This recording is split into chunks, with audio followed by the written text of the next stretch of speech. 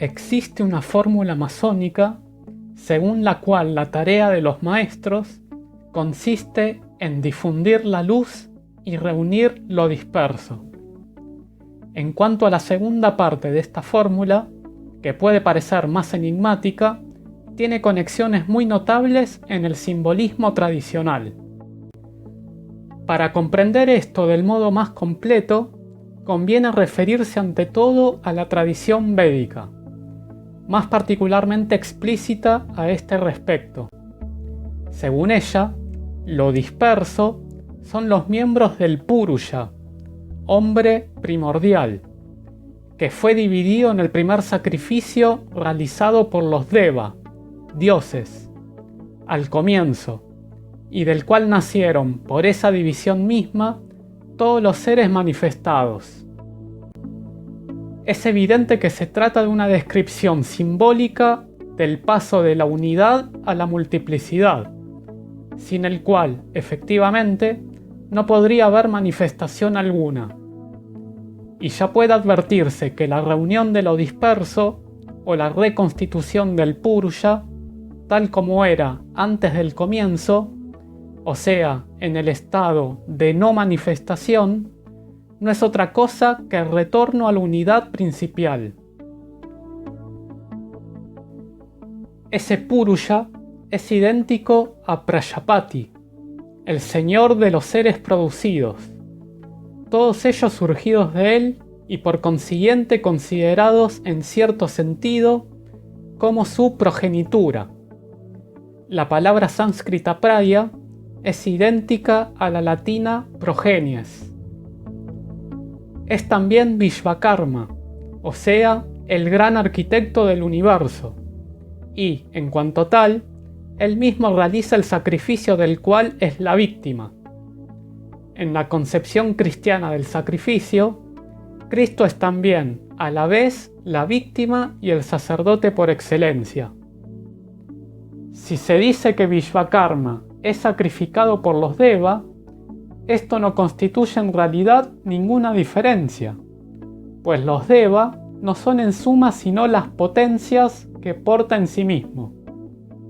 Los Deva son las formas del hálito, Prana Rupa, de Prajapati, el señor de los seres producidos, o sea, el hombre universal, determinación del principio en cuanto formador del universo manifestado. Los ángeles son, en las tradiciones judaica, cristiana e islámica, el exacto equivalente de los Deva en la tradición hindú. Es claro que, en todo esto, se trata siempre de aspectos del verbo divino, con el cual en última instancia se identifica el hombre universal. Todo sacrificio ritual debe considerarse como una imagen de ese primer sacrificio cosmogónico. Y también, en todo sacrificio, según ha señalado Ananda Kumaraswamy, la víctima, como lo muestran con evidencia los brahmana, es una representación del sacrificador, o, como lo expresan los textos, es el sacrificador mismo.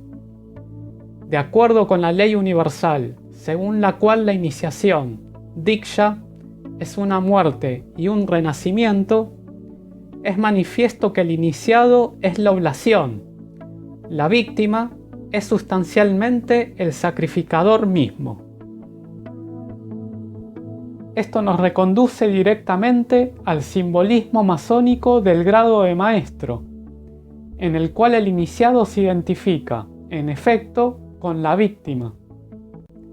Por otra parte, se ha insistido a menudo sobre las relaciones de la leyenda de Hiram con el mito de Osiris, de modo que, cuando se trata de reunir lo disperso, puede pensarse inmediatamente en Isis cuando reunía los miembros dispersos de Osiris. Pero, precisamente, en el fondo, la dispersión de los miembros de Osiris es lo mismo que la de los miembros de Purusha o de Prajapati.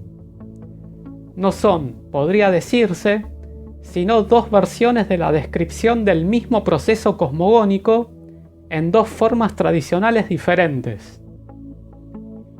Cierto que, en el caso de Osiris y en el de Hiram, no se trata ya de un sacrificio, al menos explícitamente, sino de un asesinato. Pero esto mismo no introduce ningún cambio esencial, pues es realmente una misma cosa encarada así en dos aspectos complementarios, como un sacrificio en su aspecto débico y como un asesinato en su aspecto asúrico. En los misterios griegos, en la muerte y desmembramiento de Zagreus por los titanes, estos constituyen el equivalente de los asura en la tradición hindú. De la misma manera, en la cábala hebrea, aunque ya no se trate propiamente de sacrificio ni de asesinato, sino más bien de una suerte de desintegración, cuyas consecuencias por lo demás son las mismas, de la fragmentación del cuerpo del Adam Katmon fue formado el universo con todos los seres que contiene, de modo que estos son como parcelas de ese cuerpo, y la reintegración de ellos a la unidad aparece como la reconstitución misma del Adam Katmon. Este es el hombre universal, y Purusha, según uno de los sentidos del término, es también el hombre por excelencia. Se trata en todo eso, pues, exactamente de la misma cosa. Agreguemos que, como el grado de maestro representa, virtualmente por lo menos, el término de los pequeños misterios, lo que hay que considerar en este caso es propiamente la reintegración al centro del estado humano. Pero sabido es que todo simbolismo es siempre aplicable a distintos niveles, en virtud de las correspondencias que existen entre estos, de modo que puede referírselo sea a un mundo determinado, sea al conjunto de la manifestación universal. De la misma manera, en el simbolismo alquímico hay correspondencia entre el proceso de la obra al blanco y el de la obra al rojo, de modo que el segundo reproduce en cierto modo al primero, en un nivel superior. Y la reintegración al estado primordial, que por otra parte es también adámico, constituye como una figura de la reintegración total y final, aunque en realidad no sea aún sino una etapa en la vía que conduce a esta. Coomaraswamy dice que lo esencial en el sacrificio es en primer lugar dividir y en segundo lugar reunir. Comporta, pues, dos fases complementarias, de desintegración y reintegración, que constituyen el conjunto del proceso cósmico. El Purusha, siendo uno, se hace muchos, y siendo muchos, torna a ser uno. La reconstitución del Purusha se opera simbólicamente, en particular, en la construcción del altar védico, que comprende en sus diversas partes una representación de todos los mundos.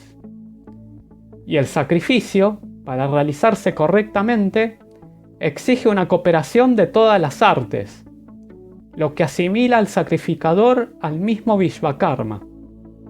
Por otra parte, como toda acción ritual, es decir, en suma, toda acción verdaderamente normal y conforme al orden, rita, puede considerarse como dotada en cierto modo de un carácter sacrificial, según el sentido etimológico de este término, sacrum facere. Lo que es válido para el altar védico, lo es también, de alguna manera y en algún grado, para toda construcción edificada, conforme a las reglas tradicionales, las cuales proceden siempre, en realidad, de un mismo modelo cósmico. Los ritos de fundación de un edificio incluyen generalmente, por lo demás, un sacrificio o una oblación en el sentido estricto de estos términos. Inclusive en Occidente, cierta forma de oblación se ha mantenido hasta nuestros mismos días en los casos en que la colocación de la primera piedra se cumple según los ritos masónicos. se ve que esto se encuentra en relación directa con un simbolismo constructivo, como el de la masonería. Y, por otra parte, inclusive en el sentido más inmediato, el constructor efectivamente reúne los materiales dispersos para formar un edificio que, si es verdaderamente lo que debe ser, tendrá una unidad orgánica, comparable a la de un ser viviente, si se adopta el punto de vista microcósmico, o a la de un mundo, si se adopta el punto de vista macrocósmico. Para terminar, acerca de un simbolismo de otro género, que puede parecer muy diferente en cuanto a las apariencias exteriores, pero que sin embargo no deja de tener en el fondo un significado equivalente.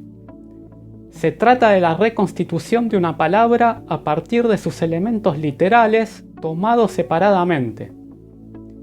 Esto corresponde, naturalmente, en el ritual masónico, al modo de comunicación de las palabras sagradas. Para comprenderlo, hay que recordar que el verdadero nombre de un ser no es otra cosa, desde el punto de vista tradicional, que la expresión de su esencia misma. La reconstitución del nombre es, pues, simbólicamente, lo mismo que la de ese ser. Sabido es también el papel que desempeñan las letras, en simbolismos como el de la Cábala, en lo que concierne a la creación o la manifestación universal. Podría decirse que ésta está formada por las letras separadas, que corresponden a la multiplicidad de los elementos, y que reuniendo esas letras se la reduce por eso mismo a su principio, con tal que esa reunión se opere de modo de reconstituir el nombre del principio efectivamente. En tanto se permanece en la multiplicidad de la manifestación, no es posible sino deletrear el nombre del principio, discerniendo el reflejo de sus atributos en las criaturas, donde no se expresan sino de modo fragmentario y disperso. El masón que no ha llegado al grado de maestro es aún incapaz de reunir lo disperso, y por eso solo sabe deletrear. Desde este punto de vista, reunir lo disperso es lo mismo que recobrar la palabra perdida, pues en realidad, y en su sentido más profundo, esa palabra perdida no es sino el verdadero nombre del gran arquitecto del universo.